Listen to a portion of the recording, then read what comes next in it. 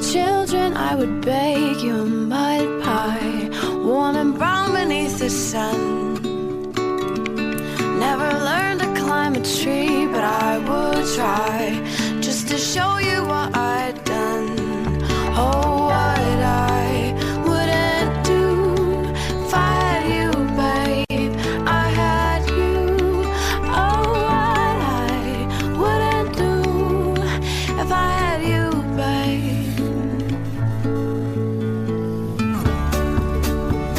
Javier San Pedro y Pera Estupiñán de nuevo juntos en un estudio. ¿Cómo estáis, Javier, Pera? Buenos días. Buenos días.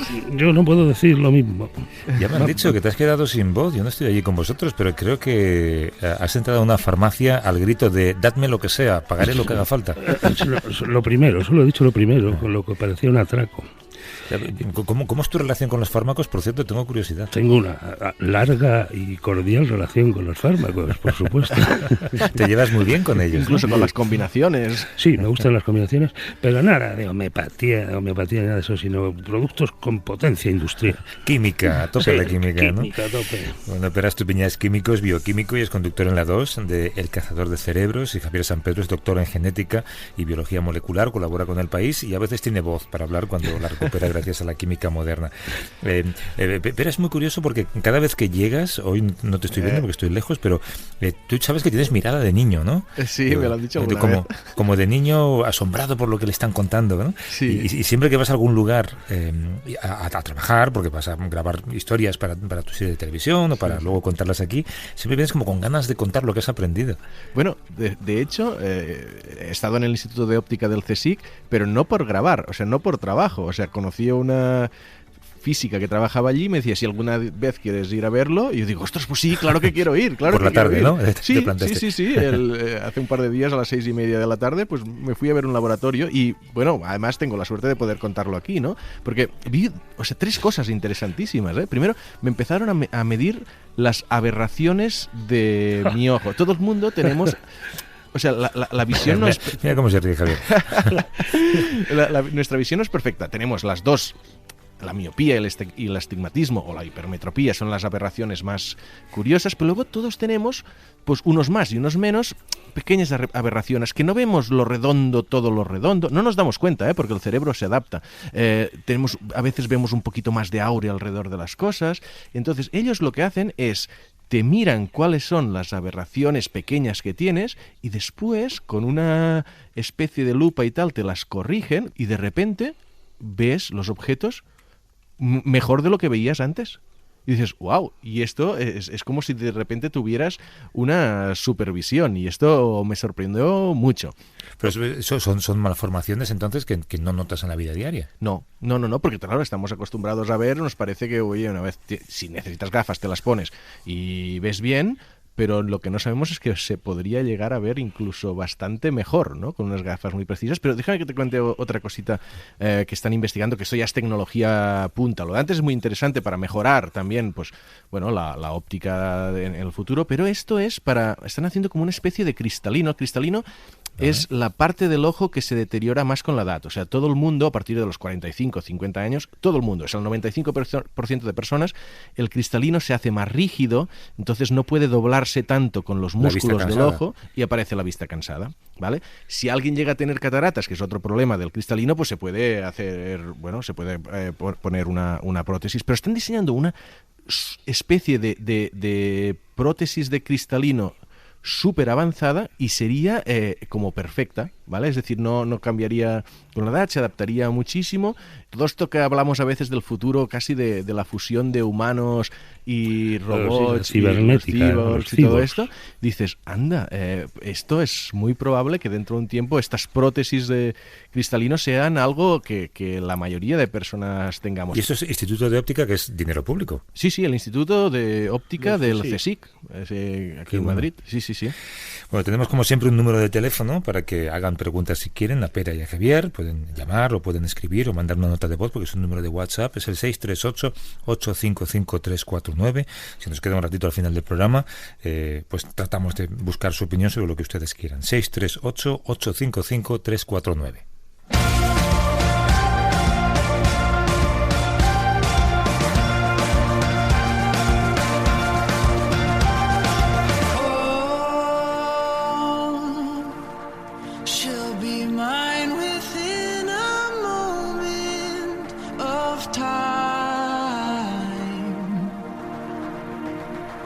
if only sure. El cerebro humano sigue siendo la gran incógnita de la biología y sigue habiendo muchas preguntas sin resolver sobre cómo somos o cómo nos comportamos. Y algunas de esas preguntas tienen que ver con la adolescencia, esa etapa oscura y rebelde en la vida de cualquier persona. Aquí me sale el padre que llevo dentro.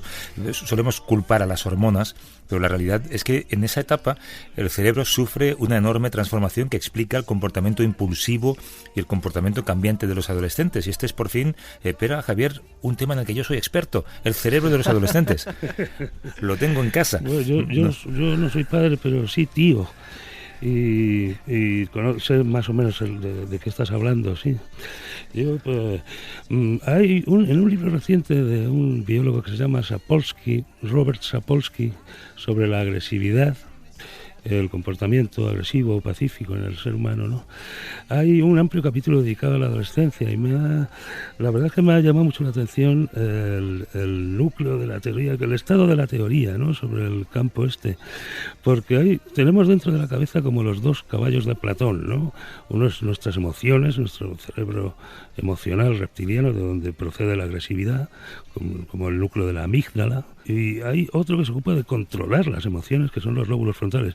No es hasta la adolescencia que los lóbulos frontales se hacen eficaces en el control de las emociones, de la amígdala y otros núcleos cerebrales relacionados con el miedo y la agresividad.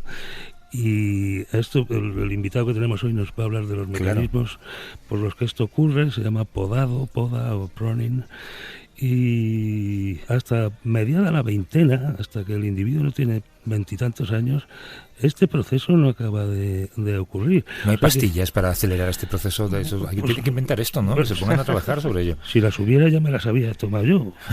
Yo también, a tus años incluso. Nos escucha desde Radio Barcelona David Bueno Torrents, que es profesor en genética en la Universidad de Barcelona y experto en la genética del desarrollo y su relación con el comportamiento humano. ¿Qué tal, David? ¿Cómo estás? Hola, buenos días. Creo que hoy vamos a tranquilizar a muchos padres que piensan que lo de sus hijos, bueno, pues es lo normal, ¿no? Ellos pueden estar alarmados de ¿será el cerebro de mi hijo diferente al de los demás? No, es cosa de la edad. Es cosa de la edad. No solo lo digo como experto en neurociencia, sino también como padre de 2 hijos adolescentes. Claro que sí.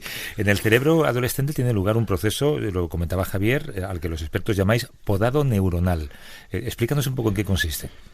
Sí, mira, el cerebro humano tiene una característica que lo distingue de casi cualquier otro cerebro, y es que puede hacer conexiones nuevas durante toda la vida. Todos los mamíferos hacemos conexiones nuevas cuando somos niños, en la etapa infantil, para ir incorporando en esas conexiones todo aquello que vamos aprendiendo de nuestro entorno. La mayor parte de otros animales, cuando llegan a la edad adulta, dejan de hacer conexiones nuevas, o hacen muchísimas menos. Nosotros continuamos haciendo siempre. Pero hay una etapa donde el cerebro elimina todas aquellas conexiones que no usa, para liberarlo de un exceso de conectividad, y es la adolescencia. Es como podar las ramas de un árbol, ¿vale?, que no son útiles o que incluso molestan, por eso lo llamamos podado neuronal. No, pero está muy bien explicado. Es como cuando esos episodios, por ejemplo, de mala educación de un adolescente tienen que ver con una conexión de la que luego se desprenden, por eso se hacen más educados, digamos. Sí, en cierto modo sí. Durante la adolescencia el cerebro madura, de hecho va madurando siempre, ¿no? Pero se produce un proceso de desajuste en la maduración. Es como cuando madura, pues bueno, toda la parte morfológica. De repente crecen mucho, pero son muy delgados, después se les hacen anchas las espaldas sin haber crecido tanto. ¿Vale? En el cerebro es exactamente igual. Ahora maduran las zonas de generación de las emociones, las amígdalas, después madura un poco la zona de gestión emocional, que está en los lóbulos frontales, y esto genera pues unos desajustes reales que hacen pues que muchas veces se les activen emociones de miedo, de ira, impulsivas, y que no pueden controlar porque ha madurado antes generar estas emociones, claro, que la capacidad para gestionarlas. Después madura la capacidad de gestionar, entonces parece, mira, pues ya se han hecho un poco más adultos, después vuelve a hacer más conexiones en la zona de las amígdalas, parece que vuelven a ser críos, y así vamos haciendo. Vale. David, una cosa, si podemos generar nuevas conexiones a lo largo de toda la vida adulta, Por ejemplo, si a los 30 años haces nuevas conexiones, tiene que haber un proceso de podado posterior. No, ya no lo hay, o no lo hay de esta forma controlada. Bueno, es un proceso genéticamente controlado, empieza y termina ahí. Después sigue habiendo podado, pero con la edad vamos perdiendo neuronas. Exactamente, pero digamos que no es la parte buena del podado, exacto. En ese proceso de ensayo y error, en el que toda esta gente, todos estos adolescentes, van buscando nuevos comportamientos incluso. ¿Por qué les influye más lo que pueda opinar un amigo que lo que les pueda decir un adulto, un padre, un profesor? Tiene que ver también con este proceso de maduración. A ver, la adolescencia es una etapa encajada entre la infancia, en que dependen de todo de sus padres, y la juventud, donde van a depender solo de ellos mismos, aunque a lo mejor sigan viviendo mucho tiempo más con sus padres, ¿no? Pero eso es independiente. Entonces, ¿cómo lo hacen? Lo hacen cuestionando todo aquello que han aprendido. Por eso los adolescentes quieren romper los límites establecidos para ver qué hay más allá y para generar la sociedad del futuro, donde van a estar ellos integrados, y esa sociedad son sus compañeros adolescentes. Eso implica que tiendan a imitarse unos a otros, que busquen sobre todo esta recompensa emocional entre los iguales, mucho más que con los adultos. Claro, hay una investigación que ocurrió hace ya unos cuantos años en Filadelfia. Era un experimento en el que crearon un videojuego de conducción de coches, digamos, al que adolescentes, adultos jóvenes y adultos, digamos, jugaban una primera ronda solos y una segunda ronda escuchando los consejos de sus compañeros. El resultado demostraba que en presencia de los amigos, los adolescentes corrían 3 veces más riesgos que cuando estaban solos y provocaban muchos más accidentes. Hay una tendencia, por tanto, a asumir riesgos y a probar cosas nuevas, pero solo cuando estás rodeado de esa gente como tú, de tu edad. Sí, tienes que posicionarte en la sociedad, en tu sociedad, que son, repito, tus compañeros adolescentes, y buscar tu sitio. Y cuanto más preponderante, por decirlo de alguna manera, sea tu sitio en la sociedad, más éxito futuro probablemente vas a tener. Y eso implica pues correr riesgos para demostrar pues que eres más rápido, que eres más atrevido, que eres más valiente, que llegas más lejos. Todo lo que queramos. Por eso también es la época más peligrosa, por ejemplo, para iniciarse en el consumo de drogas. Oye, David, es que estaba escuchando, es interesantísimo. ¿Hay diversidad entre personas que la adolescencia, digamos, yo qué sé, empiece antes o empiece después, o dure más o dure menos? ¿Y se ha visto alguna correlación con personalidades en la vida adulta o algo? ¿O incluso diferencias entre géneros, de niñas, niños? O sea, ¿cómo va todo eso? A ver, no hay dos personas iguales en todo el mundo. Cada uno empieza la adolescencia cuando empiezan a activarse esos programas genéticos. De hecho, es muy curioso. Las hormonas que inician la adolescencia en las personas son las mismas que inician la metamorfosis en los insectos. La indisona. Sí, aunque después hay muchísimos otros genes diferentes, ¿no? Pero cada uno va madurando a su ritmo. Generalmente, en promedio, las chicas empiezan la adolescencia antes que los chicos. Hay excepciones, por supuesto. Y dentro de cada género, pues cada uno lo empieza un poco a su ritmo. Depende mucho también de cómo haya sido su infancia. Una infancia vivida en un ambiente de alta conflictividad no permite que el cerebro madure tanto el control emocional, porque ante una situación de amenaza debemos responder de forma impulsiva. Y precisamente el control emocional es reflexivo. Lo que hace, induce a estos adolescentes a no tomar tantas medidas ante su impulsividad, y eso después se traduce en la edad adulta en personas pues también más impulsivas. También los adultos, los hay que son más impulsivos, hay que lo son menos, y parte de esta impulsividad, por ejemplo, se traduce en agresividad. Pero sí, como contabas al principio, todo ese periodo y esos episodios de agresividad, en parte, se deben a esa formación de nuevas conexiones neuronales, a ese ensayo de nuevos comportamientos. Cuando de repente conoces al hijo de unos amigos que es perfectamente educado, que es tranquilo, que no da ningún problema, ¿qué significa? Que su cerebro, digamos que ha ido desarrollando esas nuevas conexiones neuronales a un ritmo más acelerado. Pueden ser muchas cosas. Hay un componente genético. Hay personas más predispuestas que otras a controlar sus emociones. Hay un componente educativo, según cómo ya se haya formado en su infancia, perdón. Hay un componente de maduración. Hay cerebros que maduran antes y otros después. De hecho, decías que muchos de estos aspectos terminan de madurar sobre los 20 tantos años. Hay uno que es la capacidad de retrasar las recompensas, que termina de madurar sobre los 34 años. No me digas. ¿Sí? Sí. El hecho de poder retrasar una recompensa después de haber hecho pues cualquier cosa bien hecha, por decirlo de alguna forma, en muchas personas no termina de madurar hasta los 34 años. Hazme ese informe que ya te lo pagaré dentro de 2 años, ¿no? Sí, por eso los jóvenes necesitan mucha más inmediatez que los que ya hemos superado pues hace mucho tiempo pues esa edad. Es como este experimento le dices a uno, ¿qué prefieres? ¿1.000 euros ahora o 10.000 euros dentro de 10 años, no? Y claro, el adolescente cogería, el adolescente de 35 años incluso, cogería la recompensa inmediata antes de que esperarse a 10 años a cobrar los 10.000, ¿no? No, y por eso también, por ejemplo, los bancos no ofrecen planes de pensiones antes de los 35 años. Porque hay poca gente que lo encontraría útil. Prescindir ahora de 100 euros cada mes para cuando me jubile. No puedes. Si siempre voy a tener 35 años. Exacto. y 1.000 euros en la cuenta. Oye, hay estudios que confirman, David, que el bullying puede alterar estructuralmente el cerebro de los jóvenes, que puede provocar ansiedad, que puede provocar adicciones. La adolescencia es también la edad en la que arrancan algunos trastornos, como la esquizofrenia. ¿Lo que vivimos a esa edad nos marca para toda la vida? Nos marca mucho. Lo que vivimos en la infancia es lo que nos marca más, y en la adolescencia lo segundo que más nos marca. A ver, todo es reconducible. Cuando digo que nos marca, significa que cualquier experiencia, y el bullying es una de las experiencias más traumáticas que puede tener un adolescente, genera conexiones nuevas en el cerebro, ya sea para soportarlo, ya sea para llevarlo, ya sea para olvidarlo incluso. Claro, estas conexiones afectan el comportamiento que tiene esa persona en ese instante, y también el comportamiento que va a tener en el futuro. Una vez ha terminado la época de pruning, de podado neuronal, las conexiones difícilmente se van a eliminar, y por lo tanto todo esto va a formar parte del carácter que tendrá esa persona. Todo es reconducible porque el cerebro siempre puede hacer conexiones nuevas. Por lo tanto, posteriormente se puede reconducir haciendo otras conexiones, y de hecho el trabajo de los psicólogos muchas veces es dar elementos de reflexión para que la persona pueda hacer conexiones nuevas.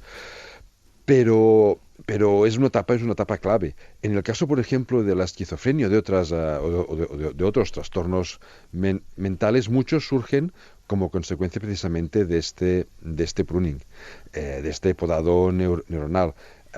Mientras había ciertas conexiones, el cerebro mantenía pues una cierta estabilidad, y en el momento en que se empiezan a perder, puede ser que algunas zonas que deberían estar conectadas pierdan parte de esas conexiones, o algunas que deberían desconectarse mantengan las conexiones, y esto pues genera, o es uno de los distintos motivos que puede generar pues esquizofrenia, depresiones, o incluso el inicio en el consumo de drogas. De hecho, las drogas lo que generan dentro del cerebro es un sentimiento de recompensa. Aunque te estén estropeando el cuerpo, aunque te encuentres fatal, el cerebro lo vive como una recompensa. Claro, porque actúan sobre los sistemas de recompensa, precisamente, ¿no? Exactamente. ¿Y el despertar sexual en la adolescencia? Lo vemos, siempre hablamos desde la perspectiva masculina de los niños, los jóvenes, la testosterona, que van salidos todo el día. ¿En las niñas es parecido o es más progresivo o es una curiosidad que a lo mejor si fuera padre lo sabría, pero bueno, soy padre, pero todavía no ha llegado a eso. A ver, es parecido, pero cualquiera de estos aspectos cerebrales que tienen una correlación mental en conductas tienen también muchísimos componentes culturales. Entonces, culturalmente, por el motivo que sea, histórico, es igual, pues está mucho más bien visto pues un adolescente niño salido, hombre salido porque tiene mucha testosterona, que no una niña que una chica adolescente, pues que culturalmente pues se valora más pues que sean más modestas, más recatadas, pero es cultural, es una imposición que nos vamos transmitiendo, pero que biológicamente no tiene tampoco mucho sentido. Bueno, sí que tienen menos testosterona, ¿no? Bueno, pero tienen otras hormonas, claro. Hormonas que hacen lo mismo, pero con su género. Sí. Y cuando siendo ya adultos recordamos la adolescencia, lo habitual es que no te sientas identificado con esa persona que tus padres describen que eras cuando eras adolescente, ¿no? ¿El cerebro tiene algún mecanismo para olvidar esa transformación? No es que tanto que lo olvide, es que nos percibimos siempre de forma subjetiva. Vemos lo que queremos ver de nosotros mismos y los demás ven también lo que quieren ver muchas veces y no coincide, normalmente no coincide. Después también al madurar, al hacernos adultos, pues bueno, a lo mejor hay cosas que queremos esconder de cuando éramos adolescentes y sí, las olvidamos. Hay mecanismos en el cerebro para olvidar todo aquello que nos causa un dolor. Pues está muy bien, porque yo creo que una de las conclusiones de esta charla, David, es que no somos nosotros, son ellos, son los adolescentes. Y una segunda conclusión es que se pasa, o sea, la adolescencia como enfermedad se pasa. Es verdad. David Bueno Torrens es profesor de genética en la Universidad de Barcelona, experto en la genética del desarrollo y su relación con el comportamiento humano. David, gracias por venir, ha sido interesantísimo este diálogo. Un placer haber estado con vosotros. Hasta luego. Oye, tenemos rápidamente una llamada de un oyente que se llama David, también, en Sevilla. David, buenos días, ¿cómo estás? Hola, ¿qué tal? Pues adelante con tu pregunta. Sobre el tema del nitrógeno. Entonces, tengo un amigo bastante cercano y muy implicado en el tema de la bioenergética y tal, que piensa o pues, me comunica y me manda informaciones al respecto del futuro del nitrógeno como una energía limpia y fácil de producir, bueno, gratis, ¿no? Básicamente. Por la electrolisis. Yo he visto algunas cosas, pero bueno, no tampoco hay mucho en internet volcado una información muy grande al respecto. ¿Te refieres al hidrógeno? Al hidrógeno iba a decir yo, ¿no? Por electrolisis. Hidrógeno. He dicho nitrógeno, perdón. Vale. No, me he equivocado. Gracias, David, un abrazo. Adiós. Hasta luego. Bueno, lo del hidrógeno como panacea es un mito urbano, estimulado por algunos sociólogos futuristas como Jeremy Rifkin, por cierto, porque el hidrógeno no es una fuente de energía. Hay que hacerlo a partir del agua del mar. Efectivamente, el agua del mar es un recurso prácticamente inagotable, pero, como dice el propio oyente, tienes que aplicarle energía eléctrica para separar el oxígeno del hidrógeno. Sí, y aquí la gracia del hidrógeno, con energías eólicas, solares, renovables, lo que pasa es que no la puedes guardar fácilmente. Entonces se ha planteado el hidrógeno como un vector, es decir, tú utilizas cuando hay mucha energía renovable y no la necesitas toda esta, en lugar de perderla, pues la aprovechas para transformar agua en hidrógeno. Y tienes hidrógeno, y entonces ese hidrógeno, pues con camiones o con lo que sea, te lo llevas donde lo necesites y sacas energía de él al volverlo a transformar en agua. Es una especie de batería gigante que es mucho más eficiente que las baterías que podemos tener. En este sentido, bueno, puede un medio de transporte, útil, de almacenamiento de energía, pero no es una fuente de energía. Pero no sería una... Porque hay que hacerlo. Claro. Y tienes que gastarte mucha energía eléctrica en separar el oxígeno del hidrógeno del agua. Sí. No vas a hablar del mundo entonces, ¿no? Puede ser un elemento más en algunas situaciones. Imagínate en sitios muy remotos donde dices, oye, pues, ¿cómo transporto la energía de un sitio a otro? Es que no es fácil transportar la energía de un sitio a otro. Pues el hidrógeno podría ser un vehículo de esta energía y en algunos casos concretos podría ser muy útil, pero no de una manera masiva. Por lo menos. Solo el sol salvará el mundo. Pues duda resuelta entonces. Javier San Pedro, Pera Estupiñá, un placer como siempre. Hasta luego. Hasta luego. Adiós. Chao.